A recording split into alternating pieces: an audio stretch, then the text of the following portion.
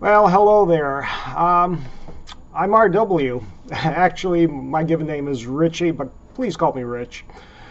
And I'm based in Winnipeg, Manitoba, Canada. And I'm trying to build a career path as a writer and a speaker in the area of personal relationships. And when I made that decision a few years ago, I also decided to make the decision to use video as the major plank in building my platform. And so I got into video production. And one of the first software packages that I got was videos. I got on the ground floor. So that's kind of how I got here.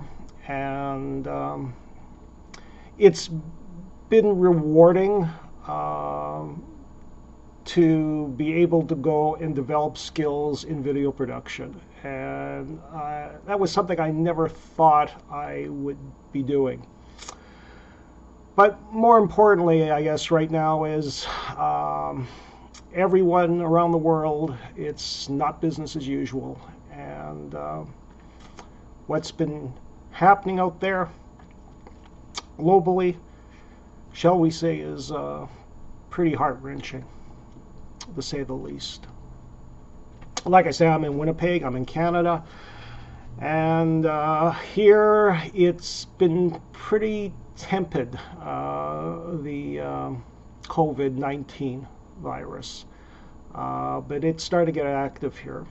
So, in today's local paper, as an example, we've had one death over the weekend. First person that was confirmed to have corona ended up in intensive care and unfortunately passed away there. And over the weekend we ended up with, I believe, around 64, 65 confirmed cases with another person in intensive care. So that's what's happened here. And today's paper, I kind of just have flipped through it. I don't think there's a single page in today's paper that doesn't touch upon the impact of the coronavirus. And that's something I probably would never have imagined that would happen.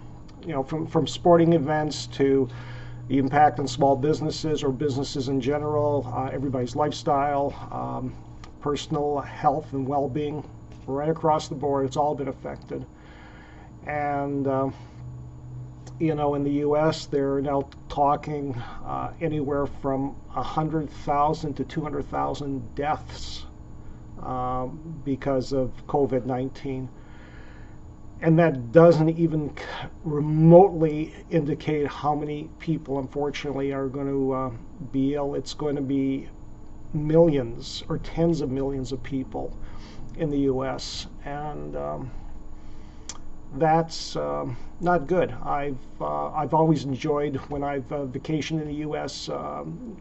Interacting with Americans.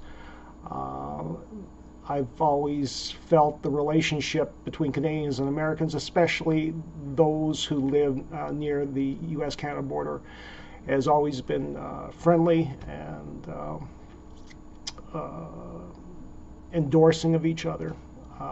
So it's very rough to see what's happening south of the border. It's also kind of heart-wrenching to see what people in my own country are going through from coast to coast, because the impact has been different depending on where you are. In Winnipeg and Manitoba, basically all of our retail has gone into reduced hours if they're operating, and basically they determined what has been what's essential in the way of services. My day job, I happen to be in the retail end of it, and unfortunately, or fortunately, and it's kind of a mixed blessing, I'm deemed to be in an essential retail environment. So yes, I'm going to work, but the unfortunate part is that I'm daily being exposed to a lot of people coming in.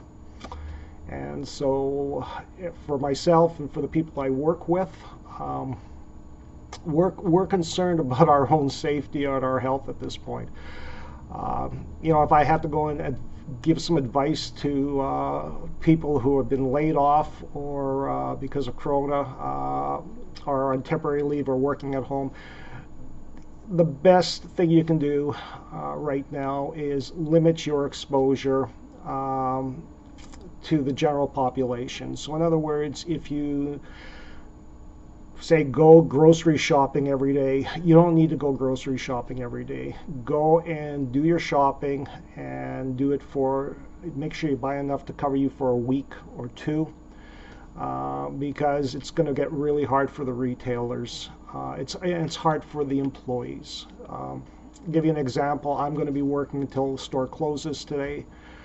And then at 8 o'clock I'll be gone. I'll be finished my shift, but all the other retailers have closed, so I can't do any shopping.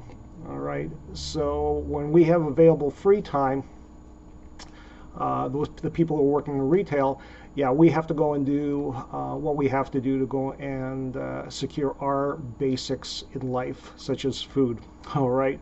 So in the less people that really shouldn't be there, just filling up time or going for a walk or wanting to socialize, please, this is not the time to do it. Everybody who's working retail, who's supplying you with food and medicine and services, vital services, is doing the best they can, and they're getting taxed emotionally and mentally and even physically. They're starting to feel it. So make it easy for everyone, okay? And when this is all over, if you're being deemed to be an essential service, regardless of what you've done, governments globally have to ensure that everyone has a standard of living that's decent and livable, and we have to rethink paying people the very least we can for their services. Because if you've been deemed essential, quite frankly, that's it. You are essential, and you're worth every bit to go and earn a fair and livable wage.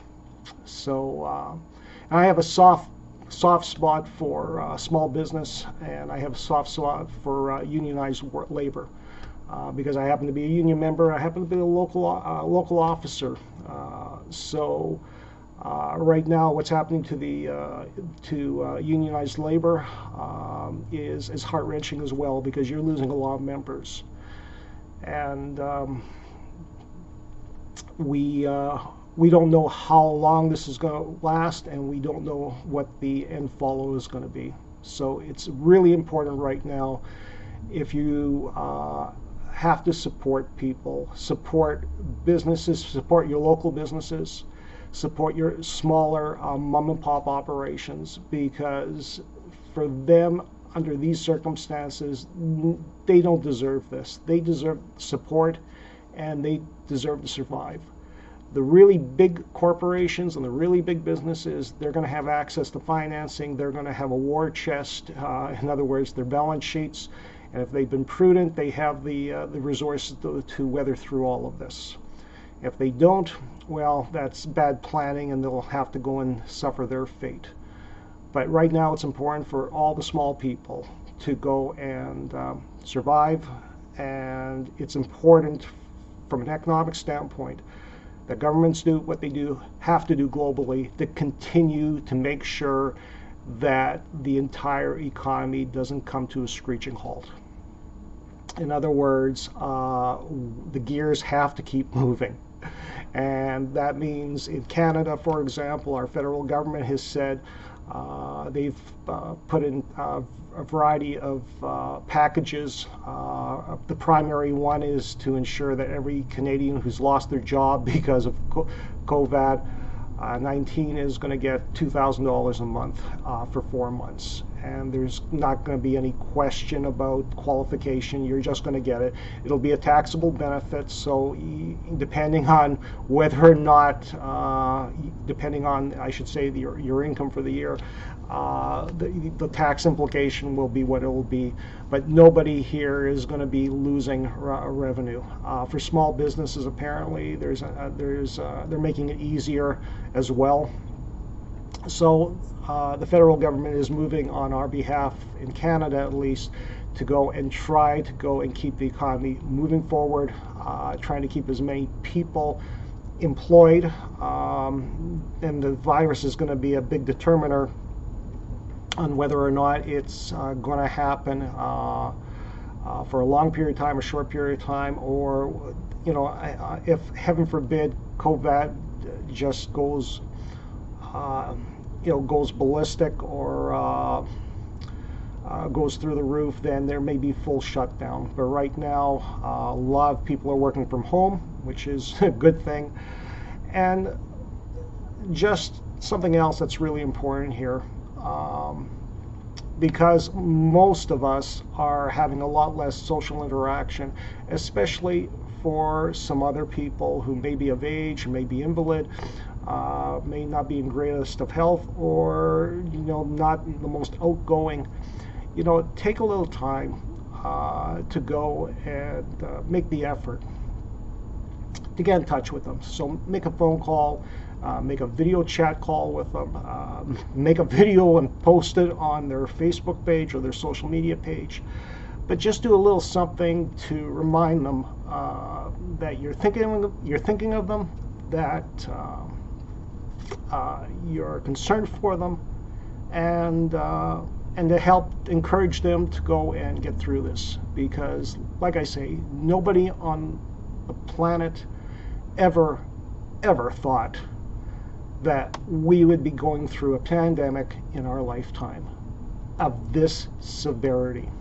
And the unfortunate part is that we just don't know how severe it's going to be until it ends, and the lingering impact that it's going to have after it does end. So if I had to go and leave you with some words of wisdom,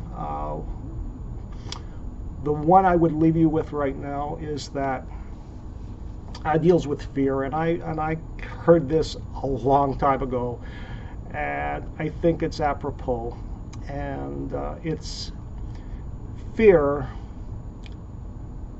tells you to be careful, not stupid. And in all honesty, is there a reason to be fearful of what's going on right now? Physically, mentally, financially? Absolutely. Don't kid yourself. But you want to be careful. And if you're careful, in other words, we do what the medical experts say, like, social distancing. If you're not feeling well, make sure that you kind of segregate yourself so other people don't pick up what you've got.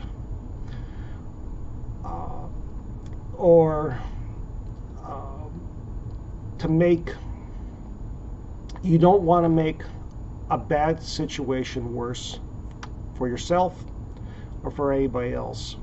So you don't want to be selfish here. If you want to be selfish, taking care of yourself and not putting anybody else at risk is probably the best thing you can do right now for everybody. So I guess that's about it. Anybody who's watching this, I'm glad you're watching this because it indicates that you're still on the face of the planet, and that's a great thing. If you happen to be somebody who's in unionized labor, you're a worker, card-carrying union member, or if you're a union, look, I'd like to have the opportunity, if it arises, to go and help you in some of your video production down the road. And a lot of the unions are going to be losing members, they're going to be losing dues, they're going to have financial issues as well. So I will try to go and especially for labor. I will try to go and make some efforts to help you if you want some input, some direction, some suggestions with using video moving forward, because video is a powerful thing, and we need to keep workers working. We need small business to be around and thrive and survive. And we need to depend on all of us need to depend on each other for our financial and our physical well-being. And that's clearly come into focus during this pandemic. So the very best to all of you who are coping and doing the best you can. And we will get through this. And hopefully we will learn some important lessons. We'll go and fix the shortfalls and shortcomings of our systems moving forward, and we will all be better off for that. So take care, and the very best to you all.